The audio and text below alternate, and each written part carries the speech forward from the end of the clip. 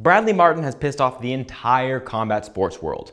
The YouTuber slash bodybuilder slash professional troll has gone on record saying he believes he could beat WBC boxing champ Devin Haney, MMA royalty Nate Diaz, and legitimate greatest of all time contender Mighty Mouse Johnson in a fight. This naturally rustled a few jimmies. There's no way a bodybuilder could beat a professional fighter, let alone someone considered the best of the best. Except the thing is, he actually could, and maybe even might.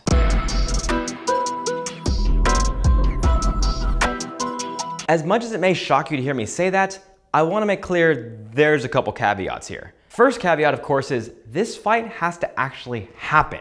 Because despite the fact that both Brad and Mighty Mouse have said they're down, as of this recording, no contracts have been signed, no date has been set, and nobody's even sure what sport they're going to fight in. But for the sake of this video, let's say some promoter from MMA or boxing or King of the Streets decides to host this farce. It doesn't really matter what sport this fight takes place in.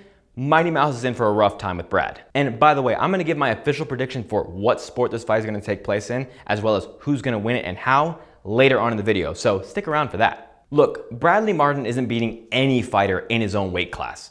Against someone like Francis Ngannou, the size and strength advantage doesn't really exist anymore. So now it's truly a skilled fight, and of course, professional fighter Francis Ngannou is going to walk away with the win. But the thing is, I don't think Brad even beats a decent middleweight. Take anybody within 60 pounds of Bradley Martyn's 235-pound frame, and I don't think he can walk away the winner. However, when we start talking about Bradley Martyn versus a lightweight or a featherweight, well, that's a very different conversation.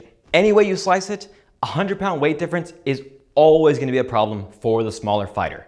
Size and strength do matter, because suddenly your strikes don't do as much damage. Your takedowns require a lot more effort, and the appendages you're trying to snap in half are suddenly much longer and much bigger. And remember, Brad isn't just taller and heavier than Mighty Mouse.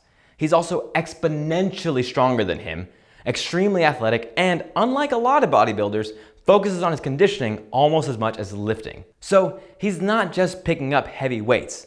He's a well-trained athlete all on his own, just not necessarily a combat athlete. But Brad has trained in MMA and Jiu-Jitsu, so he won't be coming into this fight with zero idea of what to do. It's also worth pointing out, Mighty Mouse himself is a very well-rounded athlete. Despite the fact that his workouts seem to focus on plyometrics and relative strength, he very clearly spends a lot of time in the weight room, which probably doesn't sound shocking to you, but to a lot of people it is. There's this ever-present myth in the martial arts that lifting weights will make you slow, bulky, and immobile, and that technique will always beat strength. First of all, certain types of weightlifting might make you slow, bulky, and immobile, but doing a couple sets of deadlifts and push-ups twice per week certainly won't. What will happen is you'll get incrementally stronger, your bones will get a little bit denser, and you'll look a lot better. But nobody goes from this to this just by looking at a barbell. Secondly, there's no scenario in the world where being the weaker, slower athlete is an advantage. Whether we're talking about fighting, or baseball, or carrying groceries up the stairs, strength is always going to be advantageous. Yet somehow, the word strength has been demonized to the point where in BJJ circles, calling someone strong is seen as an insult. Now yes, if you're working on a move or doing drills with a partner, you need to be focused on the technique and finesse, not so much strength and speed. But when it comes time to compete, or fighting to defend yourself or others, yeah, it doesn't really matter if you muscled your way to victory. A win's a win, and your coach doesn't care how you brought home the gold. If you're concerned with self-defense or want to be a high-level fighter, you need to be strength training. In martial arts, and in life really, there are two categories. There are your attributes and your skills. Your attributes are things you're born with. Think height and to a certain degree weight. They can be beneficial or detrimental to you in a fight, but you can't change them, and if you aren't born with them, you'll never have them. Skills, on the other hand, are things you can develop. Strength, speed, fight IQ. These are all things that can be developed by working hard on them. And if you're good enough at them, it can offset having a lack of attributes. You ever hear the expression, hard work beats talent when talent won't work hard? This is that. So getting back to the MM versus BM fight, the question is, can Mighty Mouse's skills overwhelm Bradley's attributes? Now to properly answer that question, we have to figure out what the hell are these two going to even fight in? DJ says he wants to grapple, but Brad says this is a street fight. Not to mention there's a whole world of combat sports this could actually end up being, and each of those comes with their own challenges for DJ. If we're talking boxing, it's tough, but I think it goes to Brad. His height and reach advantage means DJ has to pull off a Death Star trench run to find a lucky shot to Brad's liver. Now kickboxing kind of has the same issue because Brad now not only has the jab, but also his teep and his front kick. But we can't forget that Mighty Mouse also has low kicks, and if we're doing Muay Thai, I think he's probably going to find the clinch and devastate Brad with some savage knees. So kickboxing, kind of a toss-up, but Muay Thai, definitely Mighty Mouse. Now a wrestling match, I'm going to give to Brad. Yes, I know, Mighty Mouse is one of the most elite wrestlers in all of MMA, and I know the sport as a whole is having its heyday right now, but in a pure collegiate wrestling match, the goal is to put your opponent flat on their back and keep them there.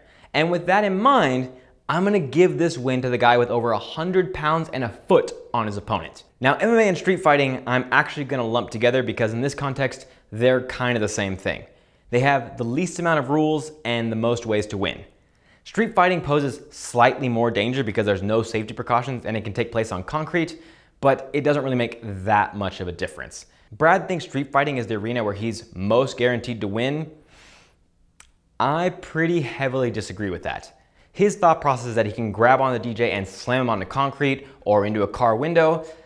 DJ can do all of those things and even more because now he has every tool in the MMA arsenal and he doesn't have to worry about breaking rules. If he dies, he dies. Now we've seen what happens when DJ doesn't respect a difference in rule sets based on his first fight with Mariah in 1FC, but we've also seen how quickly he can adapt and how after a while, that doesn't really seem to stop him. So in a world where DJ has every single MMA weapon and then no rules to restrict him, I don't think this fight goes Brad's way. But this fight will probably end up being a Jiu-Jitsu match. And it makes sense that Mighty Mouse would want that.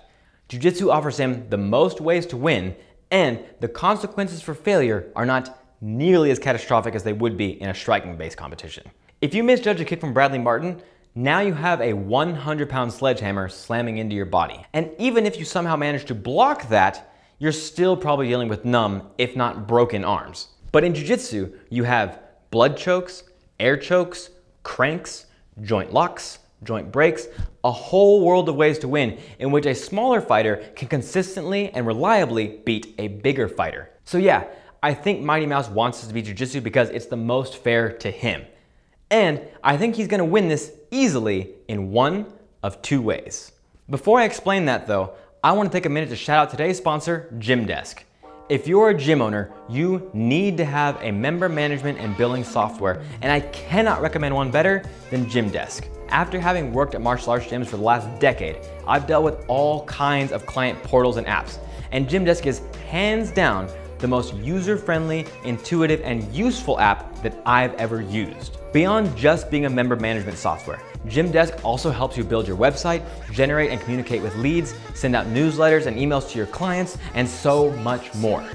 If you're like me, you slept through most of your business and Excel classes, so the thought of doing all this on your own is daunting to say the least. But GymDesk makes that job so much easier. Not to mention, their customer service is crazy fast. So gym owners, Quan Queens, and Dojo Daddies, head on over to the link in my description to give GymDesk a try. I promise you're gonna love it. So like I said, this fight will probably end up being a Jiu-Jitsu match, and if that's the case, it's gonna go to DJ pretty easily. That really shouldn't come as a surprise. DJ is a world champion brown belt going up against an unranked amateur. What's more interesting, I think, is how DJ is gonna win this fight. And like I said, there's one of two options. The first, less interesting option is that this ends up just being a repeat of his super fight with Rodtang. Rodtang's high-level Muay Thai striking functionally makes him the same opponent as Brad with a size and strength advantage, but either way, the fight's gonna go more or less the same way. DJ will use his footwork and angling to find his way to Brad's back, at which point he'll hop on and lock on the rear naked choke. And before he has time to tap, Brad is choked unconscious. It's not gonna be visually spectacular, but that's a way the fight could go. The second, more interesting option is what happens if Brad tries to play the David and Goliath game and uses his reach to keep Mighty Mouse away in the hand fight, at which point he finds the right timing to shoot in for a double leg and then fights for his life to keep Mighty Mouse pinned on his back. Meanwhile, Mighty Mouse is staying patient and waiting for the exact right moment to execute a scissor sweep to put Brad on his back and take the mount. At which point, Mighty Mouse will scoot up, get Brad to panic extend both of his arms, then flip him over for a belly down armbar. There is a chance this fight ends with a standard armbar, but I think it's very likely that Brad can grab hold of his own wrist and curl himself out of the armbar. So to mitigate that, the belly down option is, I think, a little bit safer. So what I think is going to happen is somewhere in the 6 to 8 minute mark, we'll see a gassed and confused Bradley Martyn tapping because the 125-pound goat just tried to wishbone his arm. If this fight happens, and that's a pretty big if, I think DJ has to make some minor adjustments for the height and weight disparity, but ultimately walks away with a W. But that's not really that interesting of a question, because what you're asking me is who would win in a fight? The literal greatest fighter of all time, or some other guy? A better question, I think, is what happens if a very strong, very athletic YouTuber fights some other guy? What happens in Bradley Martyn versus you? Well, that's easy. Bradley Martyn murders you, doesn't even break a sweat, and then spends the rest of his life in prison. And if you're mad about that, don't worry, he would do the exact same thing to me.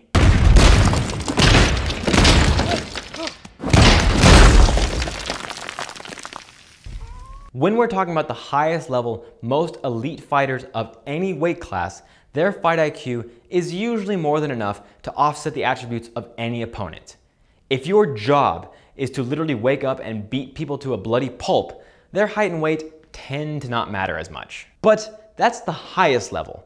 Talking about the average martial artist who trains anywhere from 3 to 5 times per week and maybe spends 1 hour per week sparring and ideally has 1 fight under their belt, that's not necessarily high level. And martial arts is hard. You have to be able to pull off techniques mechanically in real time against an opponent who's doing their damnedest to stop you in your tracks. Whereas the hardest part of lifting weights is sometimes you don't lift as much weight as you wanted to. And Bradley Martyn has been lifting heavy weights at an elite level for over 20 years. His job is to wake up and be stronger than everybody else around him. This is a person who has put his natural, natty attributes to good use, developing skills that heighten every part of his body. The same skill advantage that Mighty Mouse has over Brad has over the average and honestly above average martial artist. Is it impossible for a smaller person to fight off a bigger and stronger opponent? No, of course not. That's why martial arts were invented in the first place. But is it a smart idea to dismiss anybody with big arms just because they don't train? Size and strength do matter, and they can matter more than your fighting ability. So to recap, I believe any high-level fighter from any sport and any weight class can beat any untrained fighter with sliding levels of difficulty. And the average martial artist is not that high-level fighter. So the average martial artist should start lifting weights to offset the advantage a bigger, stronger opponent has over them. Being stronger makes you a better martial artist.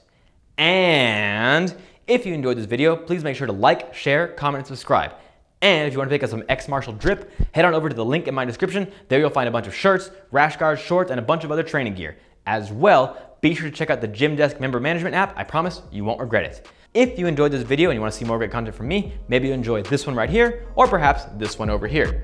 This has been Rob from Combat Self-Defense. I want to thank you for all the hard work. Thank you for the hard work yet to be done, and I'll see you next time. Shoryuken!